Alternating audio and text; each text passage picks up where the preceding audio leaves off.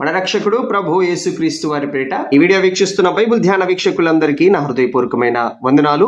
ఈ వీడియోలో నేను నిర్గమకాండం 12వ అధ్యాయం దేవుని యొక్క మహాకృపను బట్టి 1వ వచనం నుంచి 20వ వచనం వరకు నేను ధ్యానం చేస్తాను. ఇది 17వ వీడియో నేను చేస్తా ఉన్నది.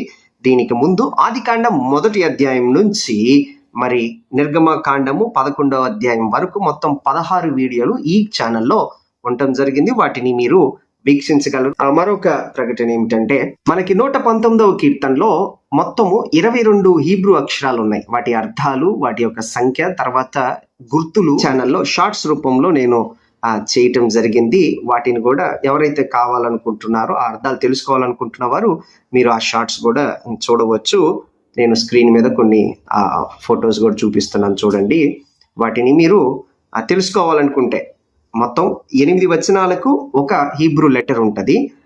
అందుకని 8 ఇంటూ మనం 22 అక్షరాలు, మొత్తం హీబ్రూ అక్షరాలు. వాటిని కనుక హెచ్చవేస్తే 176 అనే సంఖ్య వస్తుంది. అందుకని 119వ కీర్తన మొత్తం 176 వచన భాగాలు ఉంటాయి. ఈ 12వ అధ్యాయం కనుక గమనించినట్లయితే ఈ అధ్యాయానికి మనం పస్కా అని పేరు పెట్టుకోవచ్చు. పస్కా బలి అనగా స్వాతంత్రం.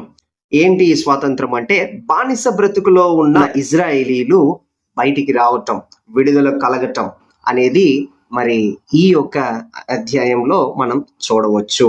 అందుకని వాళ్ళు ఏ విధంగా బయటికి రావాలి అంటే, వారు సురక్షితంగా ఎట్లా బయటకు వచ్చారు, ఇజ్రాయేలీల తొలిచూలు ఎందుకు చనిపోలేదు, వారు క్షేమకరంగా ఆ బానిస బ్రతుకులో నుండి ఎలా రావటము అని జరిగింది అంటే ఈ యొక్క పస్కా బలి వల్ల.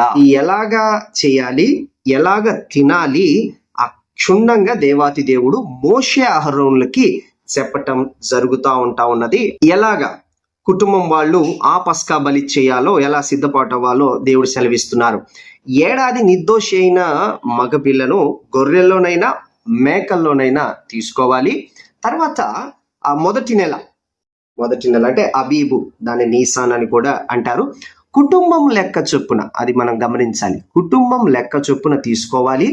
ఆ కుటుంబము ఇక ఆ పశువుని కాల్చి తినలేకపోతే కనుక పరిణామము ఎక్కువ అవుతుంది. అంటే పక్కన కుటుంబాలతో కూడా లెక్క చూసుకొని ఆ యొక్క నిర్దోషి అయిన ఏడాది మగపిల్లను, గొర్రెలైన మేకపిల్లలైనా వాళ్ళు సిద్ధం చేసుకోవాలి. ఆ పశువుని వధించి దాని రక్తాన్ని గుమ్మం పై కమ్మీకను తర్వాత 2 నిలువు కమ్మీలకి చల్లి, పై కమ్మీ మీద తర్వాత 2 నిలువు కమ్మీల మీద చల్లాలి.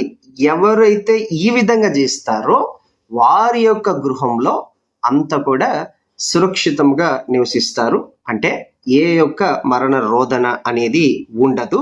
ఎవరి గుమ్మం మీద అయితే ఈ రక్తం లేదో వారి యొక్క తొలిచూలు చనిపోవటం జరుగుతుంది. తినే విధానం ఎలాగా అంటే, ఆ యొక్క మాంసాన్ని అగ్నితో కాల్చి పొంగని రొట్టెలు, ఇక్కడ పులిసినవి పొంగనివి అంటే పులిసినవి ఎట్టి పరిస్థితులు అక్కడ ఏమి కూడా ఉండకూడదు. ఆ పిండి ఎట్లా కూడా పులియకూడదు. ఆ పొంగని మాత్రమే ఆ రొట్టెలు, వాటిని ఈ మాంసంతో చేదు కూరలతో వాళ్ళు తినాలి. పులిసినవి అనేవి పాపానికి చిహ్నంగా ఉంటుంది. ఆ దాంట్లో ఉడకనున్నది, తర్వాత నీళ్లతో వండబడింది, ఇవన్నీ కూడా తినకూడదు. ఉదయకాల సమయం వరకు ఏది కూడా మిగిల్చకుండా తినాలి. ఒకవేళ మిగిలితే అగ్నితో కాల్చి వేయాలన్నమాట.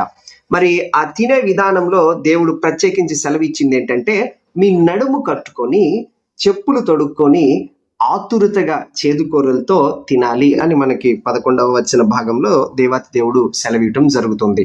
మరి ఎందుకు ఆ విధంగా ఆతురతగా చేదుకూరలతో నడుము కట్టుకొని చెప్పులు తొడుక్కొని చేత కర్ర పట్టుకొని ఈ విధంగా ఎందుకు అంటే గనక, మరి చేదు కూరలు అనేవి ఐగుప్త బానిస జీవితాన్ని సూచిస్తా ఉన్నాయి. అంటే ఫరో ఏం చేస్తాడు అంటే, ఈ దేశంలో నుంచి వెళ్ళిపోండి అని మీకు విడుదల, స్వాతంత్ర్యము ఇస్తాడు. కనుక మీ అందరూ కూడా వినంగానే సిద్ధపాటు కలిగి వెళ్ళిపోవాలి. తక్షణమే అక్కడి నుంచి మీరు వెళ్ళిపోవాలి. అందుకని మరి మీ యొక్క నడుము కట్టుకొని సిద్ధంగా మీరు ఉండాలి. చెప్పులు తొడుక్కొని సిద్ధంగా ఉండాలని దేవుడు సెలవిస్తున్నాడు. అదొక ముఖ్యమైన మాట ఏమిటి అంటే, ఇది మీకు నిత్యమైన కట్టడగా ఉండాలి అని దేవాతి దేవుడు సెలవివ్వటం జరుగుతుంది. అంటే ఎక్కడ నుంచి మీరు వచ్చారో, ఎటువంటి బ్రతుకు నుంచి వచ్చారో అంటూ ఆ దినాన్ని మీరు జ్ఞాపకం చేసుకోవాలి. అది యెహోవాకు పస్కా బలి. ఇది మనకి 1 నుంచి 20వ వచన భాగం వరకు మోషే అహరోనులకి దేవాతి దేవుడు సెలవిస్తారు. ఈ పస్కా గురించి మరికొన్ని చోట్ల మనం చూడొచ్చు. లేవియ కాండం 23వ అధ్యాయము, సంఖ్యాకాండం 9వ అధ్యాయం, తర్వాత యెహోషువ గ్రంథం 5వ అధ్యాయము, 2వ రాజుల గ్రంథం 23వ అధ్యాయం, 2వ దినవృత్తాంతం గ్రంథం 35వ అధ్యాయము, ఇక నూతన నిబంధనలో మత్తయి సువార్త 26, లూకా సువార్త 2వ అధ్యాయము, 22వ అధ్యాయము, ఇలా కొన్ని చోట్ల మనము ఈ పస్కాకి సంబంధించి మనం చూడొచ్చు. సాక్షాత్తుగా ఈ పస్కా బలిగా అయిందే నజరేయుడైన యేసు ప్రభువారు. మనం కూడా ప్రతిదినము అది జ్ఞాపకం చేసుకోవడం క్రైస్తవునికి ఎంతో ఆశీర్వాదకరం. కనుక ఈ పస్కా బలే నజరేయుడైన యేసు ప్రభువారిని సూచిస్తా ఉన్నది.